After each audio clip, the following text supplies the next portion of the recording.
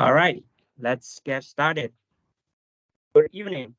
Welcome to the first environmental lecture presented by the American Chemical Society Pittsburgh local section. My name is Rong Hong Lin, and I'm an executive board member of the ACS Pittsburgh local section and chair of the environmental group. The ACS Pittsburgh local section is dedicated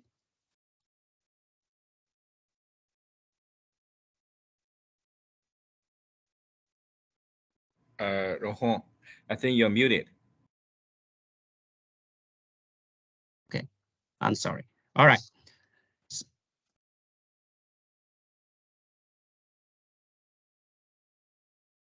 The environmental group is one topic group within the local section formed with the aim of educating and promoting awareness about our environment. We support technical seminars and a variety of other activities. Today's lecture is the very first of the environmental lecture series, which we plan to continue monthly throughout the year. We intend to continue with a variety of speakers from academia, industry, national laboratories, as well as other research institutes, and cover various chemistry and environment-related topics. Our next lecture will be on May 3rd, featuring my colleagues at Calgon Carbon Corporation. They will be discussing the forever chemicals, PFAS.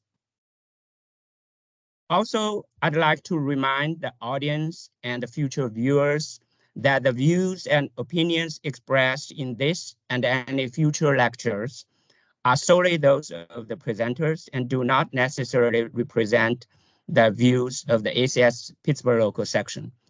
And the mention of any specific products, services, or companies does not constitute or imply the endorsement or recommendation of such products, services, or companies by the local section. Now, it's my great honor to introduce tonight's speaker, Dr. Bo Hu. Dr. Hu is a professor in the Department of Bioproducts and Biosystems Engineering at the University of Minnesota. Before joining the University of Minnesota, Dr. Hu was an assistant professor at the University of Puerto Rico from 2007 to 2009. Dr. Hu received his PhD degree in biological systems engineering from Washington State University and both master's and bachelor's degree from Beijing University of Chemical Technology in Beijing, China. His current research interests include bioprocess development and environmental remediation. With that, please join me and welcome Dr. Hu to give his lecture. Thank you. Thank you, Dr. Lin. Can you stop sharing so that I can share my screen?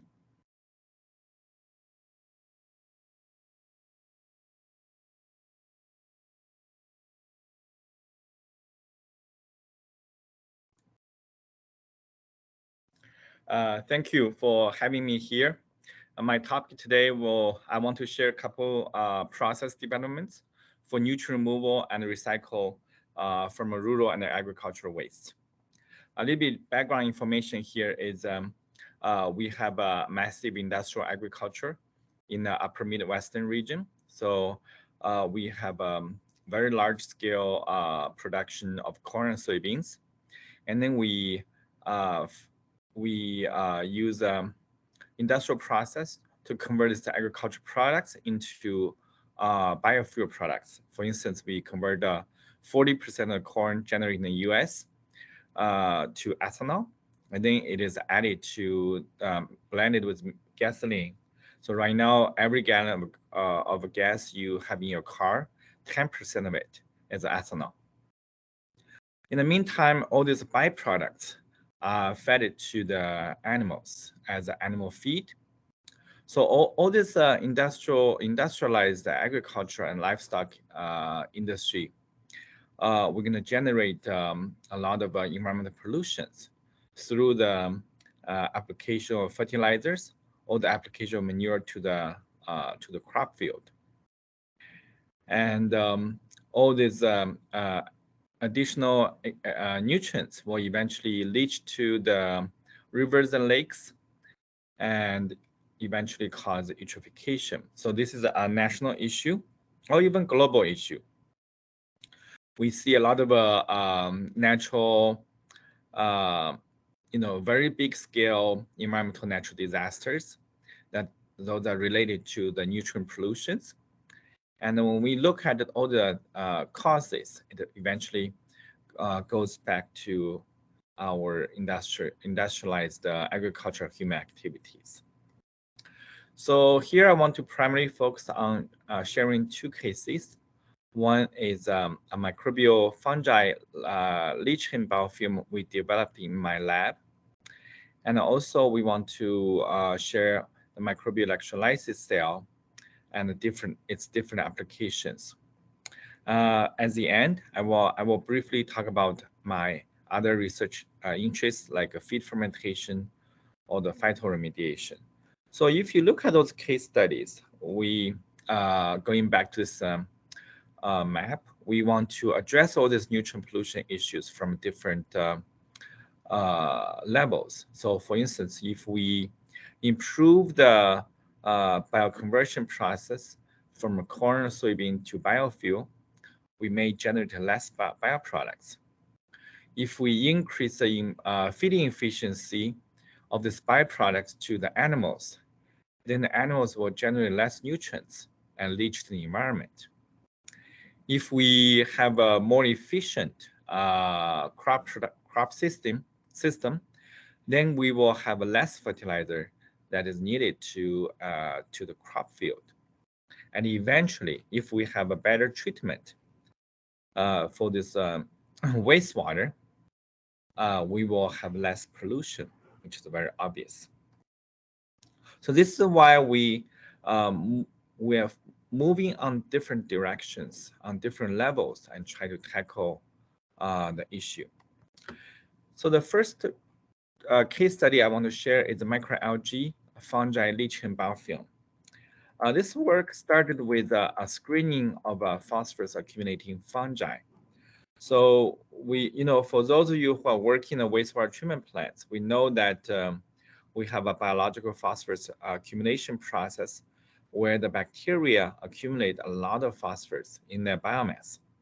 By doing so, we can remove the phosphorus from municipal wastewater. Here, we want to look at how we can use fungi to remove phosphorus from different type of sources. So this is where my students went to the farm field around the Twin Cities to screen some of soil samples, and we want to see whether we can find some fungal species that will be able to accumulate a lot of phosphorus inside the biomass as a polyphosphate. So the reason why we focus on the fungi, in the municipal wastewater treatment plants, people mostly use bacteria. Fungi probably will have several advantages over bacteria because they produce all kinds of extracellular enzymes, which will be facilitating the degradation of recalcitrant compounds. And also, they can survive in a very poor nutrient environment. So we already see a couple references in the references. They say that some fungi can accumulate a high amount of polyphosphate inside the biomass. So that's a starting point where we want to explore more strains in this direction. So this is a multiple year efforts. We screened a lot of different type of fungi, and we found a couple interesting species. For instance, it's Mucor UMN1. So it can remove 67% of the phosphorus from the culture medium, and also it can accumulate over 4.5% of dry biomass as phosphorus. So we culture this strains in a different environment and look at the phosphorus accumulation mechanism under different conditions. And you can see that this strain, they accumulate a lot of polyphosphate. This is a staining image that we can see that this phosphorus, this fungi can accumulate a lot of polyphosphate inside the biomass. This is like a storage mechanism for when the environment is rich with phosphorus. They will be able to acquire a lot of phosphorus and store it inside the biomass and the storage to prepare for the future conditions where phosphorus is not readily available. So once we start to have the strains, we have some further screening to look at how the this strains will be able to utilize different type of phosphorus, and we use this halo zone to further screen the strain, and to look at different type of utilization of different type of phosphorus compound. We eventually found a couple very interesting strains. These strains will be able to dissolve most of the different phosphorus elements, chemicals, and eventually accumulate them inside the biomass. So we start to apply this fungi to treat different type of wastewater. So when we use a synthetic wastewater, we found that they can remove most of the phosphorus from the synthetic wastewater. And then we start to use digestive manure to test whether this will be able to remove the phosphorus. And we can see that it has a very significant phosphorus removal during the 7 days cultivation. So from here we found a group of fungal species that has that have a very similar feature as some of the phosphorus accumulating bacteria. So they can acquire a lot of phosphorus and accumulate it inside the cell biomass. And then we start to look at the second feature of this fungal cells, pelletization. So cell pelletization or granulation is a natural phenomenon for a lot of fungal species. In a shaking environment, they're going to form these pellets. It's a self-aggregation. It's due to the self-aggregation to form these pellets. And the merit for the pellet here is that we can precisely control the size of the pellet so that it does not affect the mass transfer coefficient, mass transfer. In the meantime, the pelletization will facilitate the cell cultivation. So this is where we specifically apply this concept of fungal pelletization to assist the microalgae harvest. As you know that microalgae, we can use this microalgae to for different type of environmental purposes. But the microalgae cells are typically very small. It's very hard to harvest those algae cells. So this is why we co-culture the fungi and the algae together. And we found that these hyphae structures are the fungi structure. And then the microalgae will be able to attach the fungal structure and eventually form these algae pellets. So as I mentioned, microalgae harvest is a huge industry barrier for preventing the application of algae cultivation in different industries. And the current algae harvest methods are very tedious, very cost inhibitive. So if we use co-culture of microalgae fungi to form the pellets, then it will be easy to harvest, though we don't need to add any chemicals. It will reduce the viscosity of the algae fungi culture for the better cell growth. And it will reduce the shading effects. So this is the whole process. We co-pelletize the microalgae and the fungi together. And you can see that, this fungi hyphae, a lot of algae cells are attached to the fungi hi-fi. So we tested whether this is a universal phenomena. We tried a different type of fungal species, and we tried different type of algae species, and we found that uh, that this is actually quite a case specific.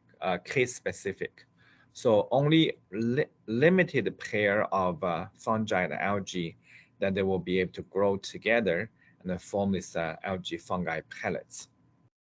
We try to look at different type of situations and see how they can affect the pelletization process. So and eventually we found that this is a first step development, and then we found that we can actually draw the inspiration from the natural liking system. So if you are familiar with the liking, liking is something that if you look at the rock or look at your roof, you're going to see a lot of a natural liking system. A liking typically has a surface, so it's a supporting surface, no matter it is a rock or a piece of wood or your roof, and then fungi will grow on that surface to form this kind of structure, and eventually algae will grow on top of fungi to form the natural liking. So this is a mutual beneficial system where the algae will use the photosynthesis to produce nutrients for fungi to grow, and the fungi is providing the surface for the microalgae to grow on top of it. So the natural liking system is typically uh, we don't have a whole lot of industrial applications, but we start to say, oh, maybe we can simulate the whole system by co-culturing the algae and fungi together on the surface to form this algae biofilm. So this is where we developed this novel simulated liking biofilm system. We call this as a macroalgae. And basically the it's a very simple process. We have a polymer matrix. So this is a synthetic polymer, and this one has a hydrophobic and a hydrophilic polymers together. And then we grow the fungi first to form the fungal biofilm. And then we merged into the algae culture, and eventually we developed this mature liking biofilm. So you can see from the image that our algae cells are attached to fungal cells, and the fungal cells are attached to the polymers to form this biofilm. Once this study was published, we already got in a lot of countries, a lot of research group from different countries moving on this direction. So explore different type of, so the beauty for this system here is, we can, for instance here, for if we're using liking, simulated liking system to reduce the nutrients from wastewater. So we can divide the functions between each group of microbes. So for instance, microalgae is very efficient in removing nitrogen, and the fungi can be very efficient in removing phosphorus. So if we've developed this liking biofilm, they work together, it will have a much better removal efficiency of both nutrients, pollutants, nitrogen and phosphorus. So we start to apply this technology into different applications. This is a project we finished in 2018. We tried to look at the application to treat pond wastewater. And then you can see that after we removing the liking, the water became crystal clear. And then we also try this system to treat the agricultural runoff, manure wastewater, and so we are we are also open to any kind of collaboration opportunities you may have. So this system here basically have, it's kind of a blend for microalgae and fungi. So any system that the microalgae need to be harvested, we can use this system. Or if the single microalgae or single fungi strain cannot fulfill the purpose, we can work on our simulating liking system to have two strains work together.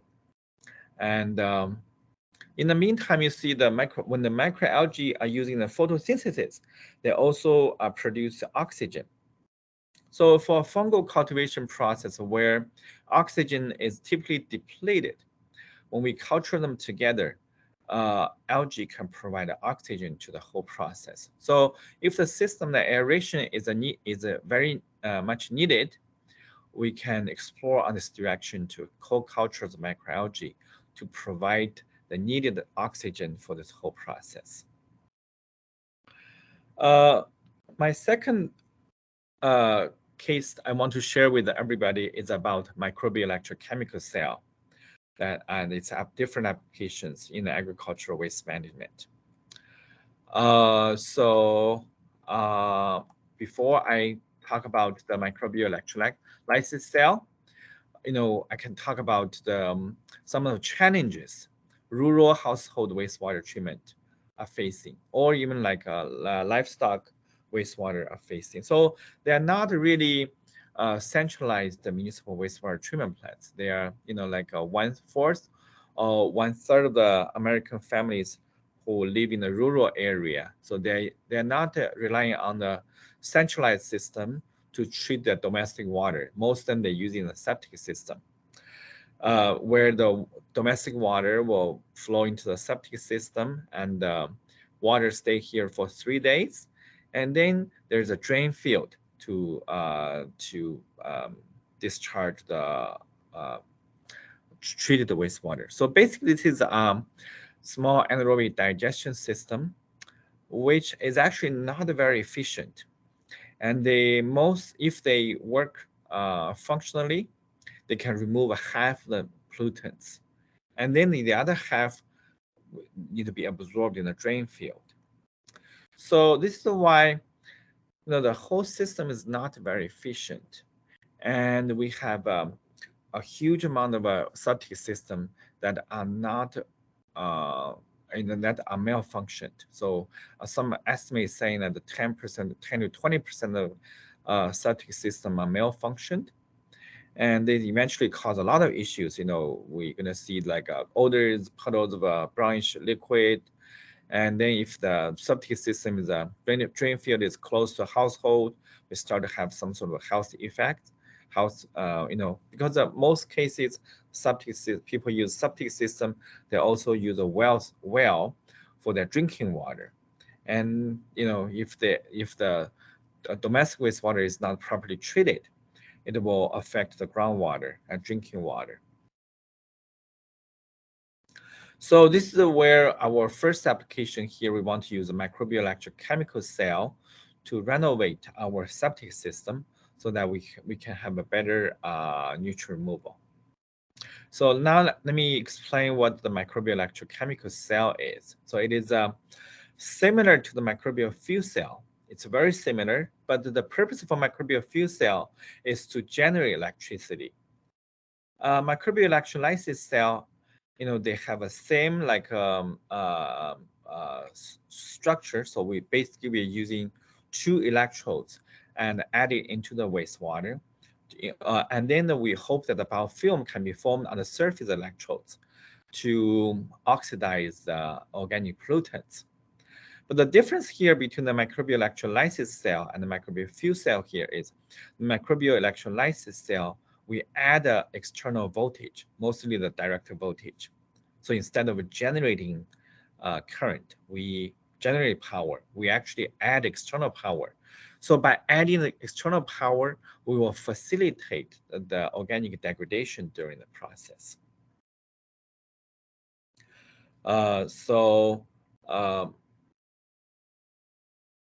So here we want to install the microbial electrolysis cell in a septic system, so that we hope that the all the organic degradation can be increased. But the key point here is want to remove the nutrients, because the septic system, they're good at removing the organic compounds, but they're not good. They don't do anything about the nutrient removal. So this is where we set up a simulated septic system, and we are using the domestic wastewater to test the whole system.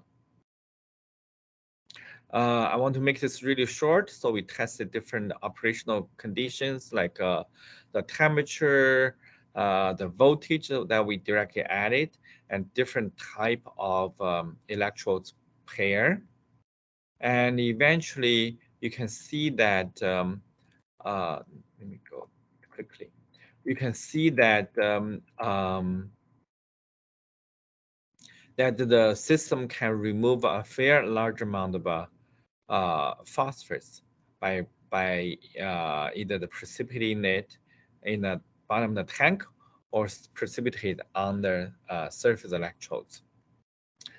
In the meantime, we also see that by having a current in the septic system, it will also significantly reduce the sulfite generation.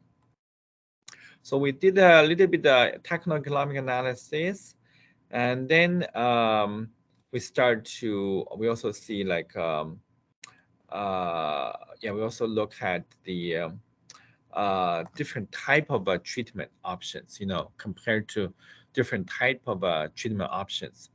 And our microbial electrochemically assisted septic system will have some merits, because it is very efficient in removing the phosphorus, and it also facilitates organic degradation during the process.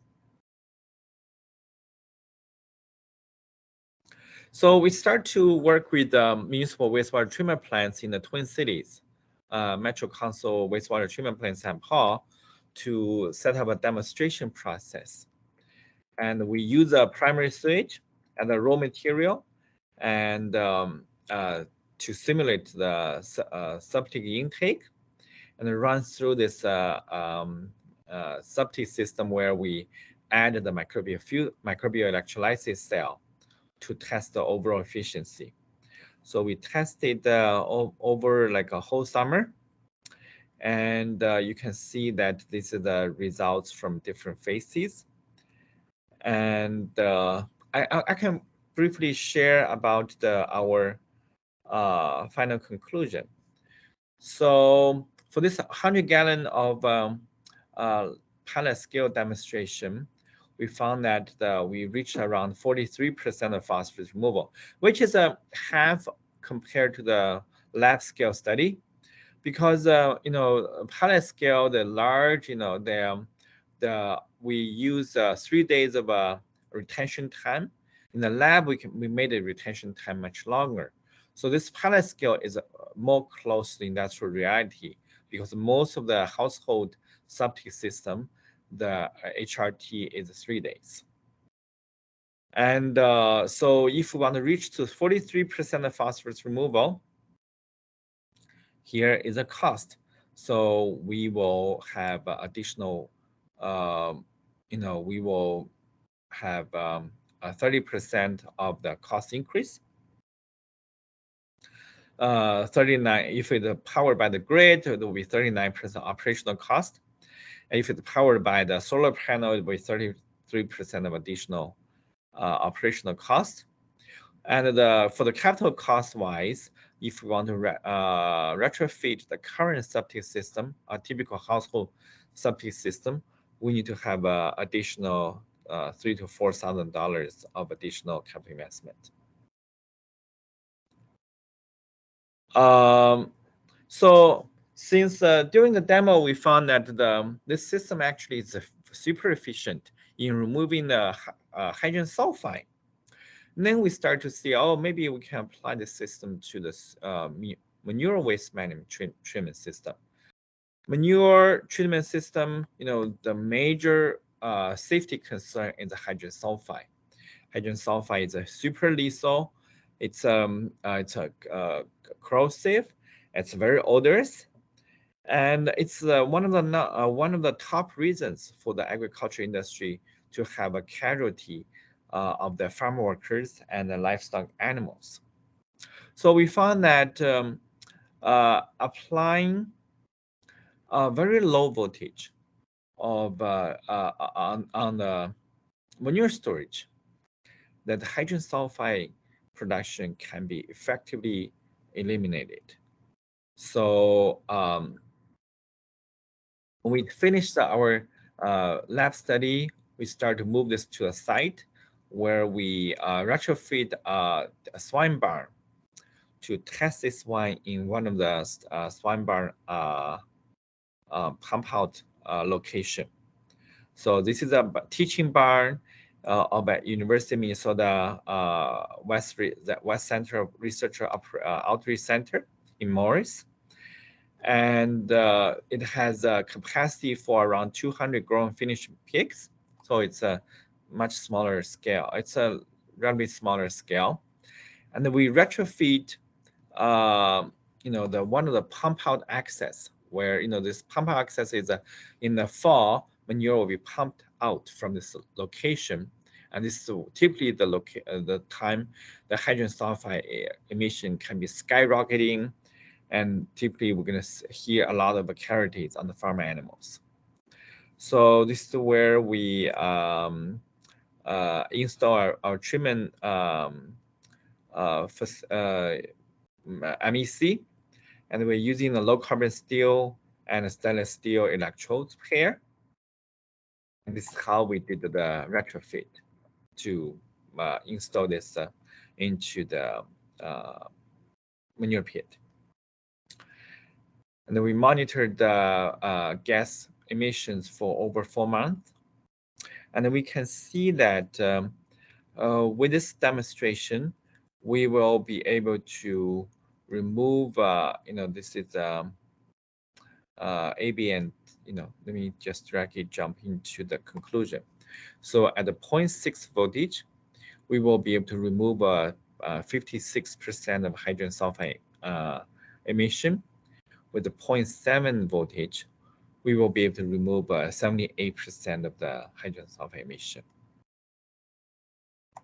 And low carbon steel electrodes are the most effective one, more effective than the stainless steel electrode, which need much higher voltage. So here's the economic analysis we did for a typical grow finish bar, where we typically have a 2,400 pigs, and you can see that on the per capita base, let me just directly, on the capacity on the so it will remove 78% of hydrogen sulfide if we use a low carbon steel electrodes. If it is a stainless steel, it will remove 38%. And I remember we have a cost per pig. Let me see. Oh yeah, so here we have a cost per pig. So if we are using, if we install this system in a barn, for a whole pig cycle, so people typically raise pigs for around five months. Per pig, we will have a $1 additional cost. So this can be, I don't know, this people may view this very differently. If they feel the hydrogen sulfide is an immediate safety threat, you spend $1 extra per pig, it's not a big deal, but it will still be a big chunk of cost to a lot of farmers. Right now, we are funded by the USDA to look at to install this system into the dairy barn, where hydrogen sulfide is still an issue, but it's also an issue affecting the live animals living next to the to the barn. So we will set up our demonstration in this summer in one of the barns in a suburb of the Twin Cities. Okay, so this is all my research on the first two cases. I want to spend like a few minutes, just a few minutes, to share some of our current projects. The feed fermentation. As I mentioned, if you try to think about the original original figure I gave to you, so we try to develop this treatment methods to remove the nutrients from the different type of wastewater. And we also want to that's really like develop different type of treatment options. But here, if we can help the industry to have the better feeding efficiency, so that the animals will absorb all the nutrients really well, and then they will not discharge a lot of nutrients through the manure and eventually cause this kind of pollution. So this is where we started a lot of our projects, try to look at the animal feeds and how we can improve the animal feed so that they will have a better digestibility. So this is a project we recently finished with funded by the National Science Foundation. We look at the whole process of a corn ethanol production, and eventually, this byproduct DDGS will be fed to the animals. And instead of going to the DDGS generation process, we are proposing to use a fungi to have the fermentation and improve the overall feeding quality. So I want to make this really short. So you can see that we combine a lot of other materials to do this fermentation, and our process are extremely promising. So you can see that they can increase a lot of essential amino acids, and also they will be able to reduce most of the microtoxins in the feed. And another project I want to share with everybody here is we are working on the cattle feed with animal science from the University of Pennsylvania. So the basic idea here is very similar. So we want to improve the overall feeding efficiency by reducing some of the anti-nutrients or some of the non-digestible components. Specifically here, we want to look at the food waste application in dairy feed and how to remove the lignans and other anti-nutritional chemicals so that the cows will have a better digestibility of this feed. The third project we are working with is a cover crop, the oil seeds generated from a cover crop. So I'm not sure how many of you are familiar with the concept of cover crop. So this is literally a crop that we plant in the fall to cover the agricultural land, so that to prevent all this agricultural runoff. And then we can be harvesting in the spring, or we can probably even don't harvest them to maintain the nutrient level in the soil. So here we are specifically targeting on two type of oilseed crop, cover crop, and when we harvest the seeds, the oil can be used for the biodiesel production, but the meal we typically have to use it as animal feed. So these oil seeds have a lot of issues, like have with a very high concentration of anti-nutrients, very high concentration of lignin, but a very low concentration of the proteins and essential amino acids. So we want to use fungal fermentation to improve the feeding quality of this feed. The final project I want to share with everybody here is maybe the Pittsburgh also have this kind of issue. In the Twin Cities, we apply a lot of sodium chloride into the road, and eventually this sodium chloride start to pollute our environment. So we are trying to look at different type of halophytic plants to extract the sodium chloride from the roadside soil, and we are developing different type of process to reuse these plants. So this is all for my presentation. Most of the work were done by my previous group members like Ara, Laura, Carlos, Yichuan. And on the left are my current students. They're working with the final part of my presentation. Our group is funded by different type of state and federal agencies. And I will be happy to answer any questions you may have.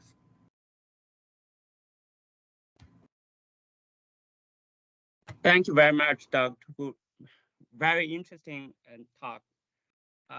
So here's a couple questions. The first is you talk about the phosphorus removal, and you have the fungi and the bacteria.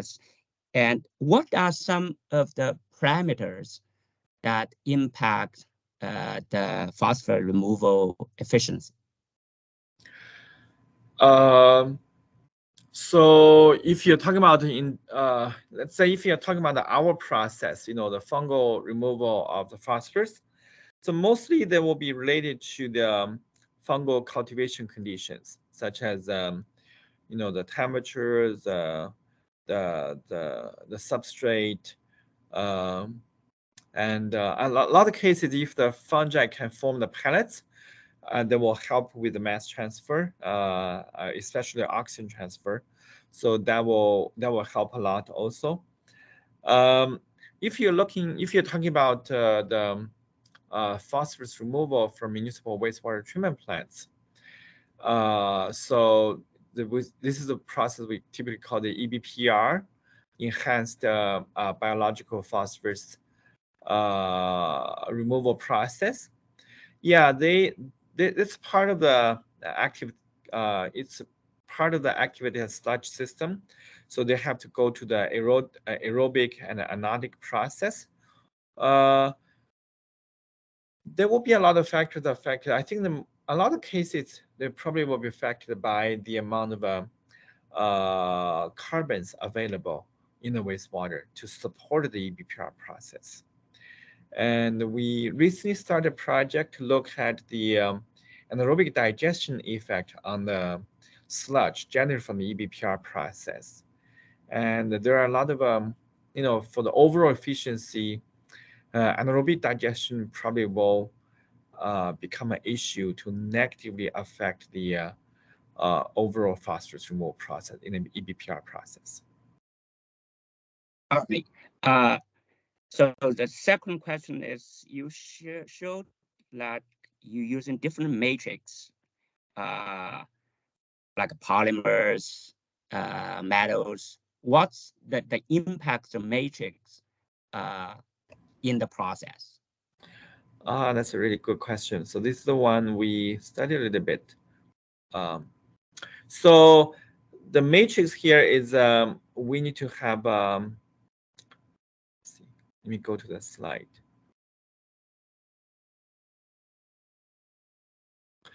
So we need to have the polymer matrix have to have a very strong mechanical strength. So this is why because this will eventually become a very thick. And if we have a strong mechanical strength, we will be able to take this whole leaching biofilm from the water without damaging the whole structure. So in order to facilitate the separation. In the meantime, it also have to have a very good hydrophilic structure so that the fungi cells will be able to attach on the polymer surface. So we tried a lot of materials, and eventually this material is it's a kind of two materials together. I think on the horizontal lines are the polyethylene, and the vertical lines are the cotton fiber, so made of cotton fiber. So polyethylene is providing the mechanical strength. So this because it's a non-biodegradable material, so we can reuse this material over and over. And the cotton fiber is the one that have a very good attachment with fungi, so that we can start to form this fungal biofilm to start the whole process. Yeah, there are a lot of stuff that we can study on this material to choose a different type of a combo. Okay, so the third question is you talk about hydrosulfide removal. I'm sorry. Yeah. Oh, that's okay. So so when you do the removal, so where the hydrosulfide go? You collect, remove, and collect. They transfer to Okay. the fungi. Yeah, we have 3 different mechanisms to look at hydrogen sulfide removal. So this is not really like a removal, because for most of the current process, the hydrogen sulfide is generated during the anaerobic degradation, and it's really in the air, in the gas phase. And then we try to remove the hydrogen sulfide from the air or from the biogas. So that's hydrogen sulfide removal process. But this is one that we actually really prevent the generation of hydrogen sulfide in the first place. So this is why it's a very efficient system. So we explored 3 different mechanisms to prevent hydrogen sulfide from generation. So the first one is to precipitate. So, let's say, if this is an electrolysis cell, especially if we're using a low carbon steel as electrodes. So with the oxidation of the iron, it will generate ferric sulfide precipitation. I think this is probably the major mechanism with the currency. So, in a manure degradation, organic degradation, all the sulfur-containing compounds, like most of the amino acids, most of the proteins, they will be reduced. They will be degraded to generate sulfide, and then by the sulfur-reducing bacteria, and the sulfide will be reacting with the ferric to precipitate on the surface of the electrodes. So this is the first mechanism. The second mechanism here is the oxidation. So because we apply the voltage, we're gonna increase redox potential, and it serves more like a minor oxidation process, where sulfide can be oxidized to generate the element sulfur. So this is a ideal way, but it's not the main treatment option. We did an XRD to look at the chemicals. We didn't see a lot of sulfur element being formed on the surface electrodes. The final mechanism is this is something that's also very interesting, because the sulfate generation is due to the sulfur-reducing bacteria. So the sulfur-reducing bacteria are converting sulfate into sulfide. So yeah, sulfide. So if we can inhibit the sulfur-reducing bacteria, we will be able to inhibit the sulfate reduction to generate sulfide. So I think that's the other main mechanism that the system is working, because it inhibit the sulfur-reducing bacteria so that they don't generate hydrogen sulfide species in the first place. All right. Yeah, thank you. Do we have any other questions from the audience?